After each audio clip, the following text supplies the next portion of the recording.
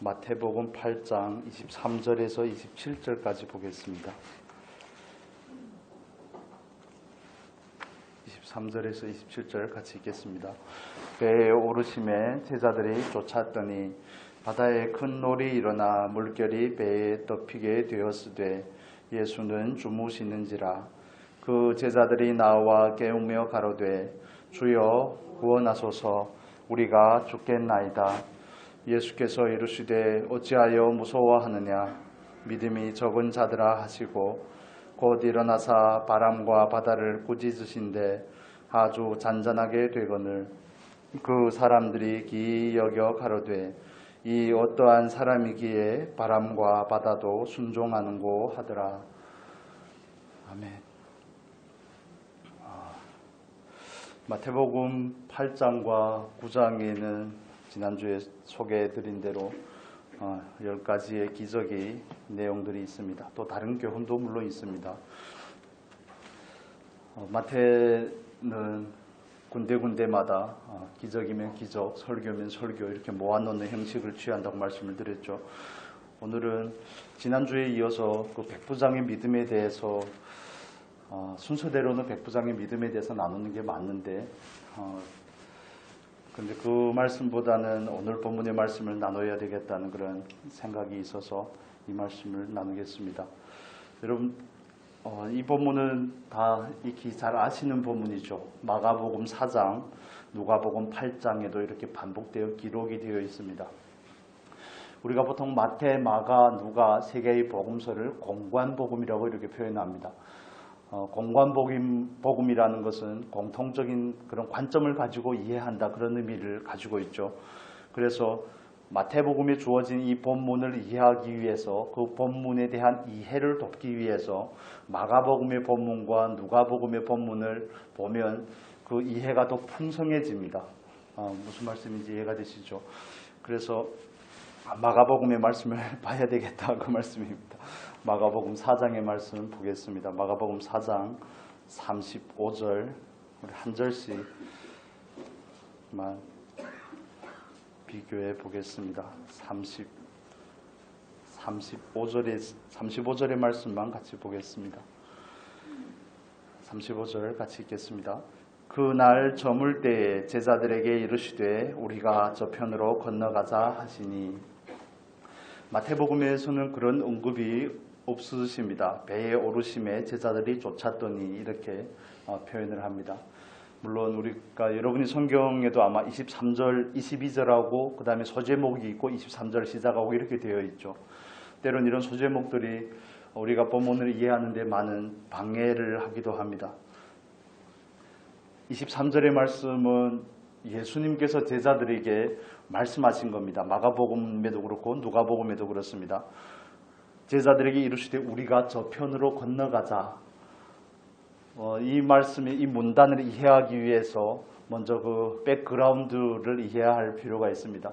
가자고 하신 분은 누구십니까? 예수님께서 가자고 말씀하셨습니다. 그런데 예수님께서 가자고 해서 제자들은 원문에 보면 적극적으로 쫓았더라. 적극 기적을 일으키는 가르침도 받았고 기적을 일으키는 것도 보고 하니까 정말 능동적으로 적극적으로 예수님의 말씀에 순종해서 쫓아서 갔는데 하필이면 24절의 말씀에 나오는 것처럼 바다에 큰 놀이 일어나 물결이 배에 덮이게 되었으되 예수는 주무시는지라 이렇게 표현을 합니다. 한글 성경에는 표현이 되지 않은 부분이 원문 성경에는 되어 있는데 그러나 보라 하는 표현이 24절 앞에 있습니다. 이 표현은 구약의 경우를 한 가지만 소개를 해드리면 여러분 룻기서에 보아스의 밭으로 간 룻이 우연하게 보아스의 밭으로 갔죠.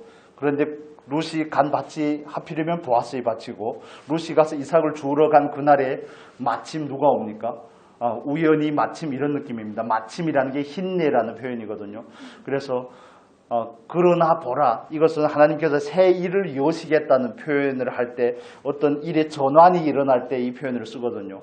그래서 이 표현이 나오고 나서는 그 뒤에는 그 전의 문맥과는 조금 다른 형태의 말씀과 사건이 전개되는 것을 볼 수 있습니다. 예수님께서 분명히 가자고 했는데 왜 이런 일이 일어날까요? 예수님께서 가자고 했는데 왜 파도가 일고 큰 놀이 일어서 배에 덮이게 되었을까요? 여기서 덮다는 것은 배가 잠길 정도를 말하는 겁니다. 마가복음의 말씀이 조금 도움이 됩니다. 마가복음 거기 이렇게 갈피를 해 놓으시고 37절 보겠습니다. 4장 37절 같이 읽겠습니다. 큰 광풍이 일어나며 물결이 부딪혀 배에 들어와 배에 가득하게 되었더라. 배에 들어와서 배에 가득하게 되었더라. 이렇게 표현을 합니다. 여기서 우리가 방금 말씀을 드린 것처럼 예수님께서 가자고 하셨는데 왜 이런 일이 생기는가 하는 것을 우리가 첫 번째 질문으로 가지셨으면 좋겠습니다. 저와 여러분은 예수님을 믿고 예수님을 따르는 사람인 줄로 믿습니다. 우리는 그 은혜를 하나님께서 깨닫게 하신 것만큼 따르고자 합니다. 정말 적극적으로 따르고자 하고 추구하고자 하죠. 그런데 그 믿음의 길을 따라가고자 하는 그 과정 가운데 예상치 못한 일들이 너무너무 복병처럼 숨어 있습니다. 예수님께서 가자고 하셨는데 예수님이 그러면 그 상황을 알까요? 모를까요? 예수님은 하나님이시죠. 예수님은 그래서 제자들이 예수님을 부를 때도 주여라고 부릅니다. 지난주에 나눈 것처럼 주인, 주인님, 주님, 주인님 이런 표현이죠. 예수님을 주인님, 주님으로 부르는데 예수님께서는 다 아시는 게 맞습니까? 남 얘기니까 쉽게 되죠. 예수님께서는 다 아는 게 맞습니다. 예수님께서는 다 아시고 그 상황 가운데로 제자들을 이끌고 갔음이 분명합니다. 왜냐하면 갈릴리라는 그 지역의 특성상 언제 어디서 바람이 불지는 잘 알지 못한다고 그러더라고요. 예수님의 신분은 뭡니까? 예수님은 목수셨습니다. 그렇죠. 목수는 나무나 산에 대해서 좀 아시겠지만 제자들 중에는 대부분이 어부들로 이루어져 있죠. 물에 대해서 호수에 대해서 논하라면 제자들이 훨씬 더 잘 압니다. 그런데 제자들도 그 상황이 감당이 되지 않을 만큼의 정도와 그 위기에 처하게 되었는데 여기서 우리가 처음에 가지는 그 질문을 이어서 생각을 해볼 필요가 있습니다. 다 아시는데 왜 거기로 인도하시냐 그겁니다. 저는 예수를 믿고 나서 그냥 아무 일도 없었으면 좋겠더라고요. 여러분 안 그러신가요? 예수를 믿고 좀 편안했으면 좋겠더라고요. 집에 못 들어오시는 아버지가 돌아오고 그냥 뭐 다른 것도 원하지 않으니 그냥 편안했으면 좋겠는데 바람 잘 날이 없습니다.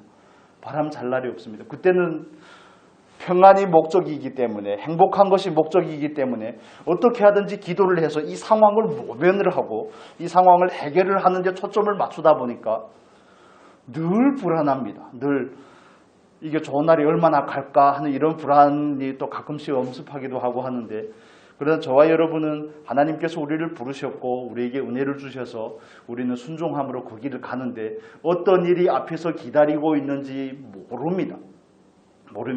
우리는 어떤 일이 기다리고 있는지를 알고 가는 것이 아니라 주께서 가자고 하니까 가는 겁니다. 그렇죠. 주께서 가자고 하니까 가는 겁니다. 내일 일을 어떻게 알겠습니까? 조금 후의 일을 우리는 전혀 알지 못하거든요. 그런데 이런 상황 가운데서 제자들이 무서워하고 두려워하는 첫 번째 이유는 예수님과 같은 배를 탔음에도 불구하고 예수님께서 가자고 말씀하셨다는 사실을 까마득히 잊어버리는 겁니다. 예수님께서 가자고 하셨으면 마가복음의 표현을 제가 다시 인용해 말씀을 드리면 우리가 저편으로 건너가자 이렇게 표현을 하죠. 우리가 그냥 배를 타자 이런 게 아닙니다. 우리가 저편으로 건너가자. 갈릴리 호수가 크면 얼마나 크겠습니까? 저편으로 건너가자. 예수님은 분명한 목적지를 제시하셨고 가는 방법으로 배를 선택한 겁니다. 누가복음에 보면 다른 배들도 마가복음에 그렇죠. 다른 배들도 함께 하더니 그러니까 예수님과 한 배에만 제자들이 탄 것이 아니라 다른 배들도 있었다고 이렇게 표현을 합니다. 예수님께서 말씀을 하셔서 가자고 하셨으면 그 말씀대로 이루어질까요? 안 이루어질까요? 남의 얘기는 쉽다니까요. 이것들이 믿음이 없이 이런 얘기가 대판에 나오죠. 제자들이 돼가지고 믿음이 없이 예수님께서 가자고 했으면 가는 거지 뭔 이렇게. 그런데 우리 상황에 딱 처하면 전혀 이렇게 오리무중에 바로 빠지게 됩니다. 우리는 바로 상황을 바라보죠. 아이고 배가 어부들인데 죽겠습니다 한 정도의 느낌이 오지 않습니까? 뭐 저 같은 물에 대해서 전혀 모르는, 배에 대해서 전혀 모르는, 비록 멀미는 하지 않지만 그런 정도의 실력을 가진 사람이 죽겠습니다 하는 그 정도와 제자들이, 대부분의 사람들이 어부임에도 불구하고 갈릴리 바다에 대해서 너무 바삭하게 아는 그 사람들이 죽겠습니다 하는 정도는 배가 꼭 가라앉게 될 위기에 처했다는 것을 말하는 겁니다. 그래 물에 덮임에 하는 표현은 배가 감추어질 정도라는 그런 뜻을 원문에서는 가지고 있거든요. 그래서 이 본문을 보면서 주님과 같은 배를 탔다는 게 무슨 의미가 있겠냐 이런 생각이 듭니다. 예수님께서 저와 여러분 안에 계시잖아요. 안에 계시는데 상황은 상황이고 예수님은 예수님대로 우리 안에 거하시는데 상황과 예수님이 이게 매치가 되지 않으면, 연결이 되지 않으면 우리에게서 그냥 영락 없이 드러나는 모습이 제자들의 모습인 겁니다. 예수님께서 가자고 하셨으면 예수님께서 그 길을 인도하실 줄로 믿습니다. 그런데 이게 저와 여러분에게 하나님께서 반복으로 시키는 훈련의 한 가지가 아닌가 하는 그런 생각을 하게 됩니다. 그렇다면 첫 번째 질문을 조금 더 확장을 해서, 그러면 예수님께서 왜 가자고 하셨을까요? 이런 일이 있을 걸 뻔히 아시면서, 물론 고단해서 주무셨을 수도 있겠지만 제자들이 어떻게 하나 이렇게 가리고 보지 않았을까? 제자들이 어떻게 반응을 하나 가리고 보지 않았을까? 근데 주무신다는 표현이 확실합니다. 그럼 예수님께서는 제자들에게 왜 이런 사건을 당하게끔 하실까요? 그냥 평안하게 인도하시면 안 됩니까? 배를 타고 가는 거나 제가 그냥 생각을 해봐도 배를 타고 가면 직진을 해서 갈 수 있습니다. 호수를 이렇게 돌아가도 배를 타는 게 과연 빨리 걸어서 가는 것보다 얼마나 더 빠를까? 다른 코스도 있습니다. 물론 다른 코스도 있죠. 그런데 왜 하필이면 배를 타고 가자고 그러고 배를 타고 가는데 또 하필이면 큰 놀이 일어나서 배가 잠기게 되고 제자들은 자기들의 미천이 그대로 다 동의나고 주여 우리가 죽겠는데 우리를 상관하지 않습니까? 이런 얘기가 튀어나오고 왜 예수님은 제자들로 하여금 이 사건을 겪게 하시냐고요. 전혀 원하지도 않는 그 사건을, 문둥병자를 보고 문둥병자를 치료하시고 중풍병자를 치료하시고 열병이 든 베드로의 장모를 치료하시고 이런 일들을 깔끔하게 딱딱 보여주면 되잖아요. 그런데 왜 하필이면 이런 진탕에 빠지는 것처럼 이런 사건을 경험을 하게 하실까요? 마지막 구절의 그 말씀에 대한, 방금 제가 드린 질문에 대한 답이 있습니다. 27절을 우리 같이 한번 보겠습니다. 27절. 그 사람들이 기이 여겨 가로되, 마태복음 8장입니다. 그 사람들이 기이 여겨 가로되 이 어떠한 사람이기에 바람과 바다도 순종하는고 하더라. 이 어떠한 사람이기에 바람과 바다도 순종하는고 하더라. 예수님께서는 시청각 교육을 그들에게 하시는 겁니다. 하나님의 나라를 여실 분으로서 예수님, 왕으로 오신 예수님은 능히 나병뿐만 아니라 열병도 그렇고 중풍병도 그렇고 각양각색의 질병과 귀신에 관한 문제도 그렇고 심지어는 바람과 파도까지 다스리시는 하나님의 아들이라는 것을 그들에게 교육을 하고 그들로 하여금 예수님이 어떤 분이신가를 알게 하는데 예수님이 일으킨 기적의 목적이 있습니다. 그렇다면 저와 여러분에게 적용을 해본다면 그렇죠.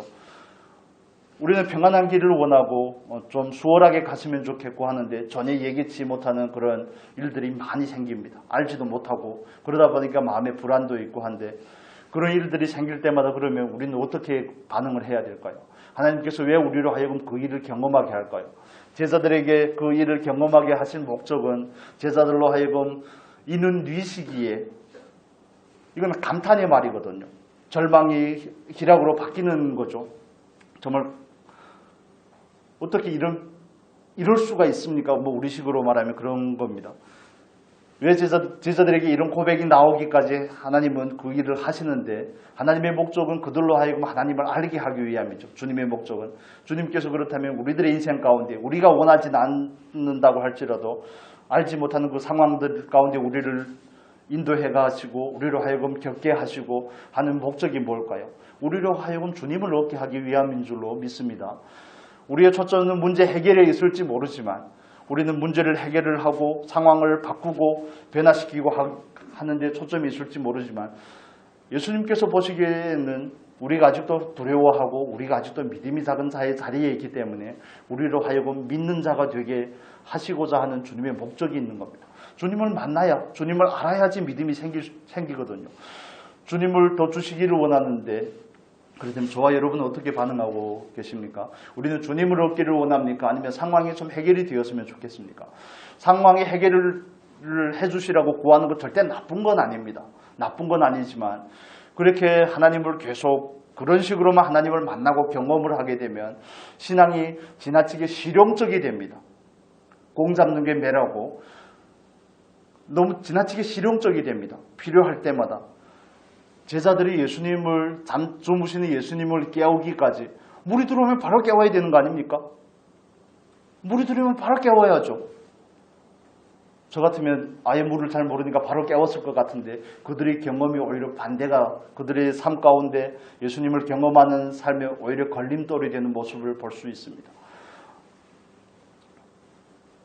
자기가 해보고 안 되니까 주님 앞에 나아가는 겁니다. 어떻게 해든지 해보려고 하는데 안 되니까 배가 물에 잠길 정도가 됐는데 얼마나 열심히 물을 퍼냈겠습니까? 그냥 상상을 해보셔도 곧 가라앉게 되었는데 구명조끼가 있고 뭐 구명보트가 따로 있는 것도 아니고 얼마나 마음에 근심이 되고 걱정이 되고, 그런데 왜 그제서야 예수님을 깨울까요?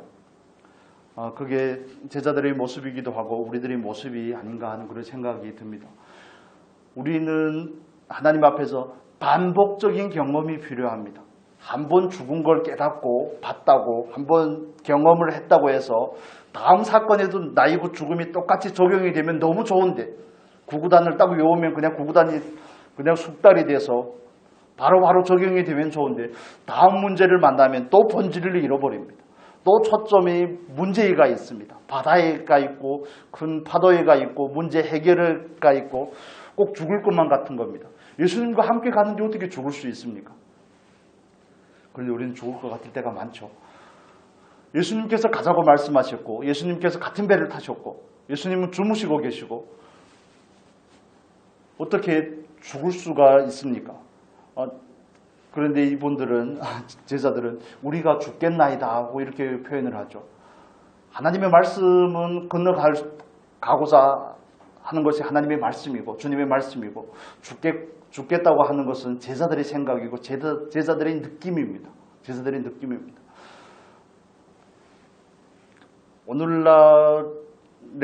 오늘날에도 반복적으로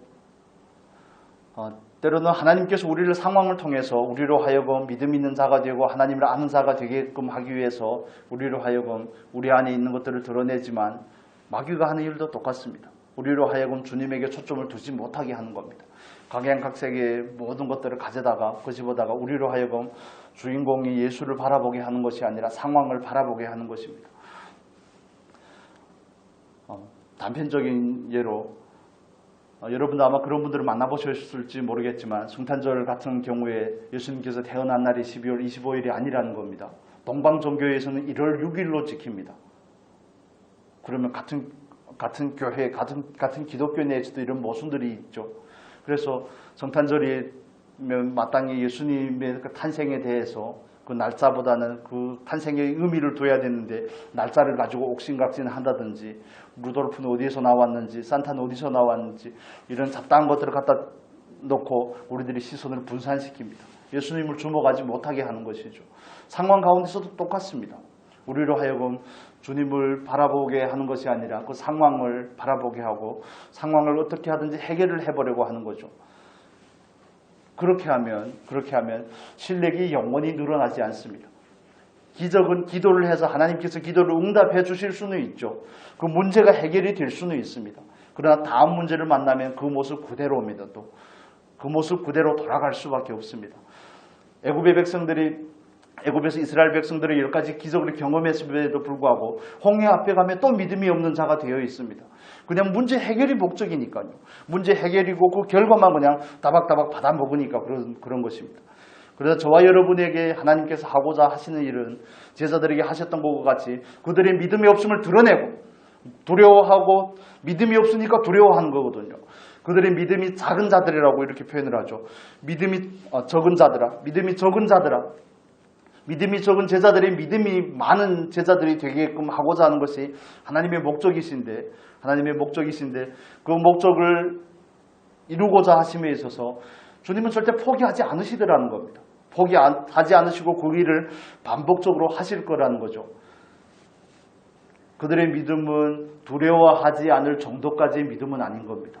문제를 만나면 주님 앞에 기도하는 정도의 믿음은 되지만, 예를 들면 아브라함이 가나안 땅까지 말씀을 따라 들어올 수는 있는데, 인도하여 들어올 수는 있는데 믿음으로 살 실력은 안 되는 겁니다. 예를 들면 믿음이 적은 제자들을 주님은 믿음이 좀 풍성한 견고한 제자들로 만들기 원하는 것이 주님의 뜻이었고, 오늘날 저와 여러분의 삶 가운데서 똑같이 일어나죠.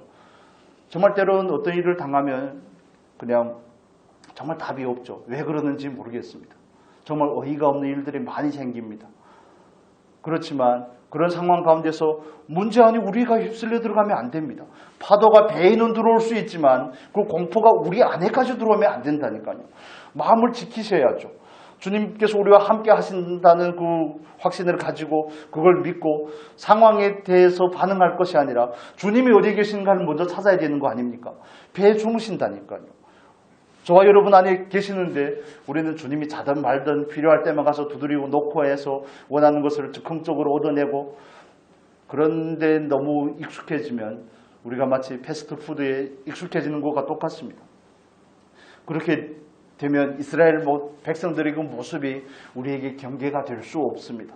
반복적으로 경험은 하되 믿음이 성장하지 않는, 모르는데 아는 척하는 그 자리까지 나아갈 수밖에 없습니다. 그러면 바리새인의 모습이 그대로 우리들의 삶 가운데서 나오게 될 수밖에 없습니다. 그래서 오늘날에도 예수님께서 저와 여러분의 믿음의 부족함을 드러내는 것이 하나님의 은혜인 줄로 믿습니다. 여러분 믿으십니까? 정말 믿으셔야 됩니다. 저희 또 이 얘기를 좀 말씀을 드려야 될 것 같은데, 오늘 저희 집에 딸이 둘이 있죠. 저랑 와이프가 광양에 목사님 뵈러 간다고 갔다 오고 자기들이 점심 알아서 먹고 갔는데 제 서랍을 뒤졌나 봐요. 제 서랍을 뒤져서 엄마에게 있는 목걸이가 두 개가 있는데, 하나는 제 동생이 사준 거고 하나는 제가 언제 결혼기념 선물인가 그런 것도 할 줄 압니다. 그걸 이렇게 사준 게 있는데, 동생은 백금으로 된 걸 자기가 유나는 그걸 차고 갔고, 언니는 삼촌이 엄마한테 사준 걸 차고나 가지 주머니에다 넣고 갔는데 어디에다 뒀는지 정적을 감췄습니다. 찾지 못했습니다. 이게 서로 용돈을 주지 말라고 그러는 것인지, 옛날 같으면 이런 일이 생기면 수요일날 예배드리러 와야 되는데 그걸 알았잖아요. 또 괜히 제가 물어보지 말걸, 내일 아침에나 물어볼걸. 갑자기 그 생각이 나서 목걸이를 차고 갔다 왔는데 목걸이가 어디서 나왔냐 그러니까 주머니에다 넣었대요. 봤는데 주머니가 구멍이 났어요. 그래가지고 이거 주님 이건 또 뭡니까? 이런 경우는 또 뭡니까? 이 제자들의 얘기를 해야 되는데 또 제 얘기를 해야 되겠네요. 이게 안에서 조금 복잡한 겁니다. 그래도 살짝 복잡하고 그냥 이내 진정이 되었지만, 그래서 옛날보다는 조금 변화가 있구나. 옛날보다는 조금, 그러면 지금 당장 나가 찾을까? 막 이런 생각도 들고. 아무튼 그렇습니다. 반복적으로 경험을 하셔야 됩니다. 반복적으로. 왜냐하면 우리가 그걸 배우고 나서 마트에서 물건을 사서 포인트가 쌓이는 것처럼 믿음이 쌓입니다. 그냥 한꺼번에 주머니 꽉 차게 채워지는 게 아니라, 그렇게 하면 예수님이 필요 없는 사람들이 되죠. 제자들이 이 사건만 경험을 했겠습니까? 오병이어를 경험을 하고 나서도 가는데 떡이 있니 없니 이런 얘기나 했었고, 그게 제자들의 실력입니다. 예수님께서 3년 반이나 데리고 다녔는데 예수님께서 하신 얘기는 제대로 알지 못하고, 성령님께서 오신 다음에야 비로소 무슨 말씀을 하셨는지를 깨닫게 되고, 그게 제자들의 모습이고, 오늘날에도 우리가 반복하여 경험할 수밖에 없게끔 하는 하나님의 열심입니다. 하나님께서 우리에게 반복하여 경험하게 하시는 데 대해서 오히려 감사할 수 있기를 바랍니다. 그래야지 우리가 더 온전해집니다. 온전하고 구비하여 조금 더 부족함이 없는 자로 하나님 앞에 세워질 수가 있습니다. 인내를 이룰 수가 있습니다. 인내를 이루지 않으면 소망이 없습니다. 로마서 5장 같이 보겠습니다. 로마서 5장 3절에서 5절입니다. 로마서 5장 3절에서 5절 우리 같이 읽겠습니다. 다만 이뿐 아니라 우리가 환난 중에도 즐거워하나니 이는 환난은 인내를, 인내는 연단을, 연단은 소망을 이루는 줄 알미로다. 소망이 부끄럽게 아니함은 우리에게 주신 성령으로 말미암아 하나님의 사랑이 우리 마음에 부은 바 됨이니. 6절에 보면 우리가 아직 연약할 때 기약대로 그리스도께서 경건치 아니한 아는 자를 위하여 죽으셨도다. 보통 3절, 4절의 표현이죠.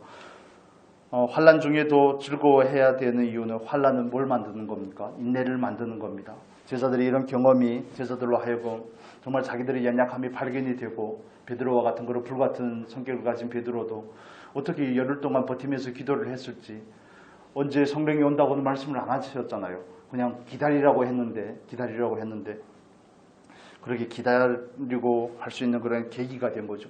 인내는 연단을 낳고 연단은 소망을 이루는 줄 믿습니다. 하나님께서 우리를 오늘도 훈련시키고 연단시키고 반복적으로 경험했던 일을 또 경험을 하고 하게 하는 이유는 본질은 늘 똑같습니다. 돈 문제로 문제를 만나든 인간관계로 문제를 만나든 내가 예기치 않은 상황을 만나든 본질은 똑같습니다. 그걸 해결하는 방법은 똑같습니다. 하나님께서 다루고자 하나님께서 이루시고자 하는 목적도 똑같습니다. 저와 여러분을 온전하고 구비하여 조금도 부족함이 없는 사람으로 세우기 원하는 것이 하나님의 목적인 줄로 믿습니다. 그렇다면 어떤 일을 딱 만나면 하나님께서 그 일을 이 목적을 위해서 이가 네 시기에 이런 일도 할 수 있습니까? 예수님이 어떤 분이신지 알려주기 위해서 예를 들면 우리를 온전케 하기 위해서 이 일을 주셨다는 것을 바로 캐치하고 거꾸로 돌아서 접근을 해야 되는 겁니다. 그 문제를 그래야지 문제를 풀 수 있습니다. 하나님 왜 저에게 이런 일을 주십니까가 아니라 이 일을 통해서 하나님은 나를 온전하고 구비하여 부족함이 없이 만들겠구나. 이 답을 가지고 그 문제를 역추적에 들어가는 겁니다. 그래야지 초점을 잃어버리지 않습니다. 여러분 이해가 되시죠? 다 아시는 얘기니까요. 그런데 우리가 하나님을 경험한 그 경험들이 우리 안에서 그 마음을 지키지 못한다는 데 문제가 있습니다. 예수님을 제자들이 적게 경험을 해봤겠습니까? 저 같으면 정말 문둥병자를 고치는 걸 봤으면 아마 까무러쳤을 겁니다. 그런 일이 있은 적이 없거든요. 구약의 문둥병자를 치료한 한 케이스가 있죠. 누가 있습니까? 나아만이 있죠. 나아만. 또 그리고 모세의 누님도 나았겠죠. 일주일이 지나고 나았겠지만 그런 케이스를 경험을 하면 바로 까무라쳤을 겁니다. 이런 분이시구나. 그런데 또 잊어버리고 500여를 경험하고 700여를 경험하고도 또 잊어버리고 반복적으로 반복되는 건 망각 가운데 그 망각을 극복하는 방법이 반복입니다. 반복. 그래서 하나님은 우리를 반복적으로 다루시는 겁니다. 이 문제는 예전에 준 것 같은 문제가 비슷한 문제인데 조금 더 심도 있게, 조금 더 크게, 조금 더 진하게 올 때가 있는데 그것은 우리를 하여금 조금 더 업그레이드 시키려고 하시는 것이죠.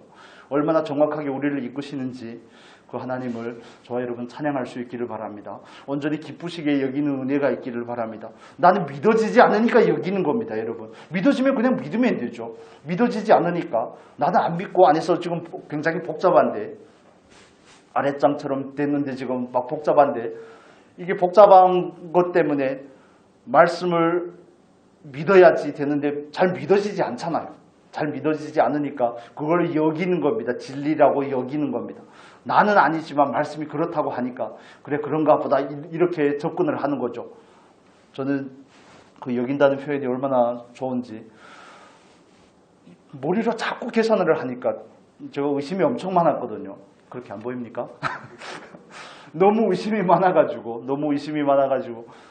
그 경험들이 정말 이루 말할 수가 없습니다. 구원을 받았는지, 구원이 확실히 있는지 없는지, 천국 갔는지 이런 문제부터 시작. 구원의 문제에 있어서 제일 많이 갈등을 했죠. 이게 확실하지 않으면 믿음의 기초가 설 수 없기 때문인데 그 문제 때문에 정말 고민을 많이 했거든요. 다른 목사님들이 일대 제자양육 같은 거 하면서 구원이 확신이 있습니까? 그러면 있습니다고 표현을 하는데 집에 가서는 없는 겁니다. 그 자리를 모면하기 위해서 했던 그런 것들. 아무튼 오늘날도 하나님께서 저와 여러분 가운데 하시는 일에 대해서 분명하게 그 본질을 캐치하시면 좋겠습니다. 일의 형태는 다양합니다. 상황이 문제가 될 수도 있고 사람과 인간관계의 문제가 될 수도 있고 또 물질적인 문제가 될 수도 있고 하지만 하나님께서 원하시는 목적은 너무 간단하고 명료합니다. 진리는 항상 간단하고 명료한 것이죠. 그런데 우리가 거기에 너무 살을 많이 붙이는 겁니다. 나를 바꾸고자 하는 것이, 나를 성장시키고자 하는 것이 늘 언제나 보면 하나님의 목적입니다. 나로 주님을 조금 더 알게 하는 것이. 왜냐하면 참 하나님과 그의 독생자 예수 그리스도를 아는 것이 영생이기 때문에 그렇습니다. 그분을 모르면 교회에 나오는 목적이, 교회를 나오는 게 하나님께서 원하시는 궁극적인 목적이 아니죠.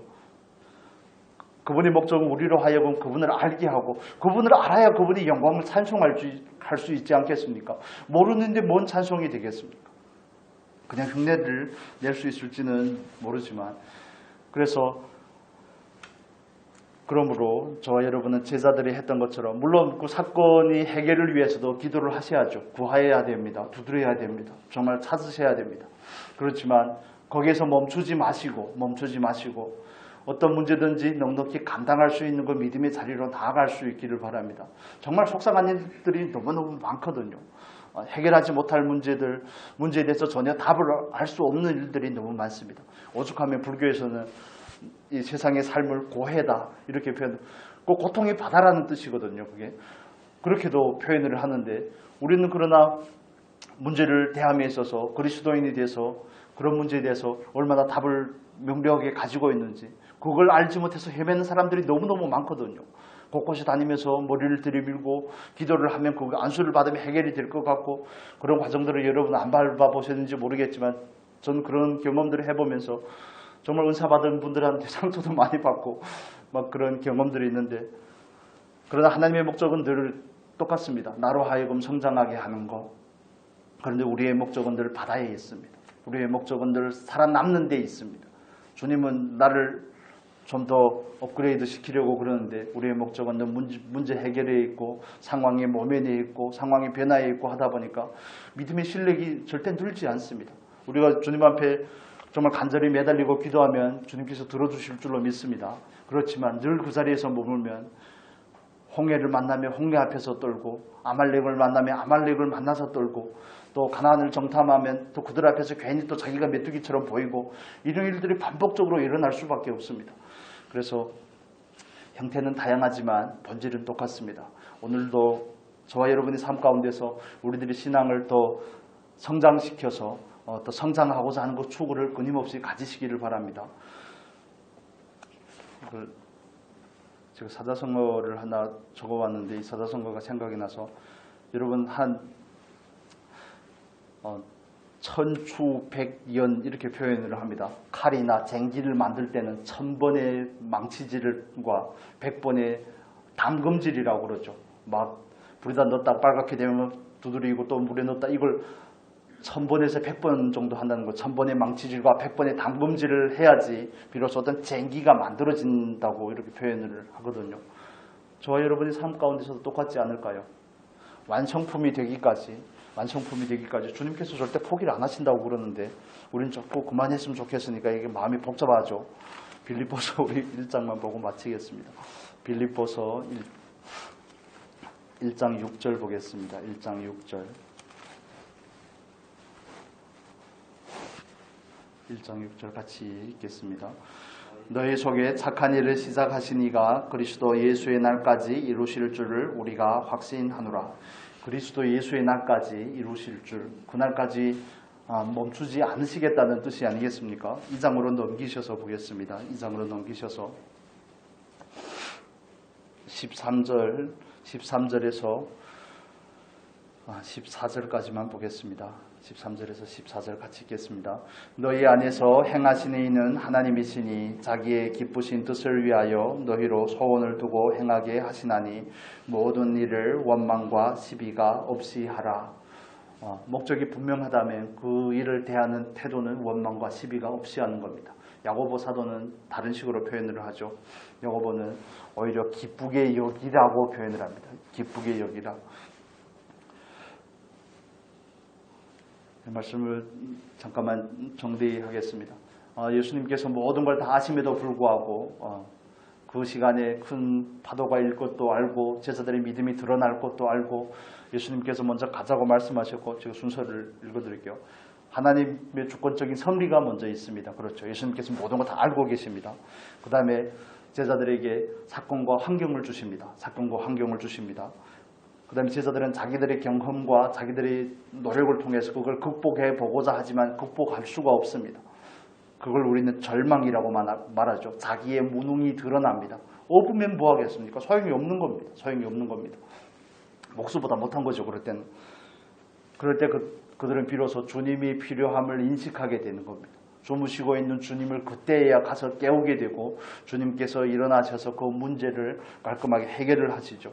그런데 문제를 해결하는 데서 그치는 것이 아니라 그 주님을 얻어야 되고 그 주님을 얻으셨다면 다른 사람하고는 나눠야 끝이 나는 겁니다. 그렇죠. 다른 사람을 위해서 나눠야 끝이 나는 겁니다.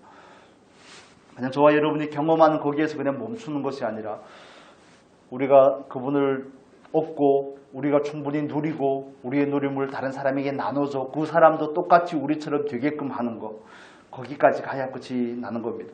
패턴은 늘 똑같습니다. 늘 똑같습니다. 정답은 이미 정해져 있습니다. 그래서 정답을 가지고 역추적을 해서 이 일을 통해서 하나님께서 나를 어떤 부분들을 다루시고 어떻게 하나님을 더 알아가게 하실지 이렇게 가장 원초적인 훈련에 저와 여러분이 좀 열심을 더 내면 좋겠습니다. 난 정말 이런 부분에서 자기 부인이 되는지, 예를 들면 이런 부분에서 나를 발견하고 주님을 더 의지하고자 하는지, 이런 가장 원초적이고 본질적인 그런 부분이 훈련이 돼야지 더 앞자리로 나아갈 수가 있습니다. 저도 보면 너무 많은 부분들이 구멍이 숭숭 난 것 같은 그런 느낌입니다. 선이 이어진 것 같긴 한데 간신히 이어진 것 같은 그런 부분들은 다 보강을 해야 될 부분들입니다. 건물을 세워놓고 그냥 가만 냅두지 않잖아요. 보강을 하지 않습니까? 그것과 마찬가지입니다. 처음부터 좀 세밀하고 꼼꼼하게 점검을 하시고 하나님 앞에 더 온전하게 주님께서 거하실 만한 처소로 세워질 수 있기를 예수님의 이름으로 축복합니다. 기도하겠습니다. 거룩하신 아버지, 오늘도 우리들의 삶 가운데 하나님의 주권을 행사하시고 우리를 늘 우리가 온전히 드러날 수 있는 환경으로 인도하시고 우리의 무능을 발견케 하시고 주님의 필요성을 깨닫게 하시고 정말 건강한 자에게 의원이 필요 없고 병든 자에게라야 필요하다는 그 진리가 우리에게 주어진 정말 우리에게 필요한 진리가 되게 하시고 늘 주님을 찾는 주님을 찾아 깨우고 주님을 더 얻고 누리고 나누는 그 자리까지 나아갈 수 있도록 축복하여 주시옵소서. 오늘도 주님을 더 깊이 알고 깊이 만나기를 원합니다. 우리들의 기도 가운데 응답하시고 축복하여 주시옵소서. 감사하며 예수님의 이름으로 기도합니다. 아멘.